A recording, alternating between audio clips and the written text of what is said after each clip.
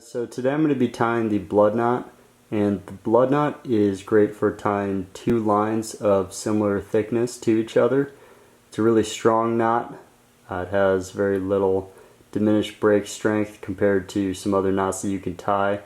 Common knot people use instead of this one is a double or triple surgeons, but the benefit to this knot is that it's a little bit stronger.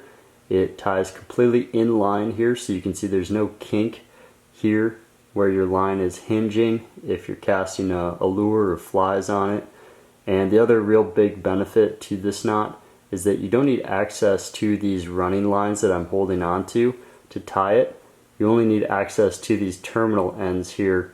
So if you had flies or a lure still attached over here and you just wanted to reattach a section of line that had broken off, you could go ahead and do that without needing access to the really far end. This is great too if you broke off a really large section of line and you don't want to try to thread that really long section through the opening of a knot. So the first thing that we're going to do when we're going to tie this knot, we're going to take our two ends of line, our two terminal ends, that's these two ends we can see the ends of, and we're going to go ahead and pass them by each other here. We want to make sure we give ourselves a pretty good amount of distance. I mean, I'm giving probably 12 inches or so here. This is a thick line, so you might not need as much if you're tying with fishing line, but let me go ahead. I'm going to give myself a pretty good distance here. And the first step, I want to pinch a gap between these lines. So I want to make sure that there's space between them because we're going to need access to that space. We're going to need to make sure we have that space later on.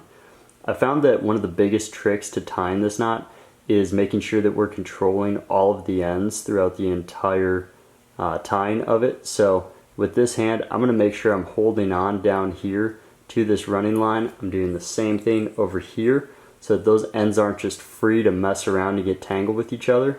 So I've got my space here, and now I'm going to go ahead, I'm going to take this white line and I'm going to wrap it around the red line. I'm going to do it 4 times with this.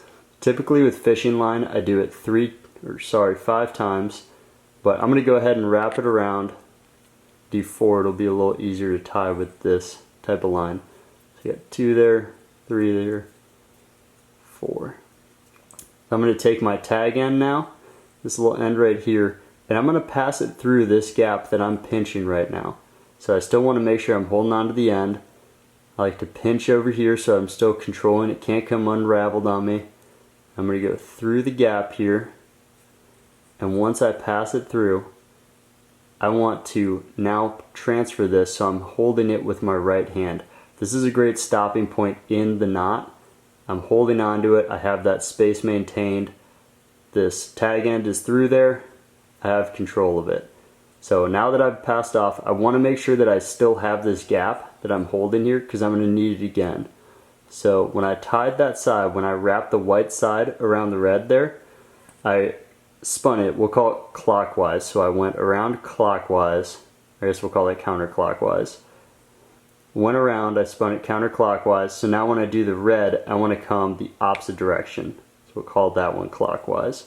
So they just have to be opposite from each other. It doesn't matter which one you start with, if you start the right side clockwise or counterclockwise, just as long as you do the other side the opposite way. So I'm going to go ahead, I'm going to spin it the opposite direction, I'm going to do the exact same amount of wraps. Go ahead and do, there's 3,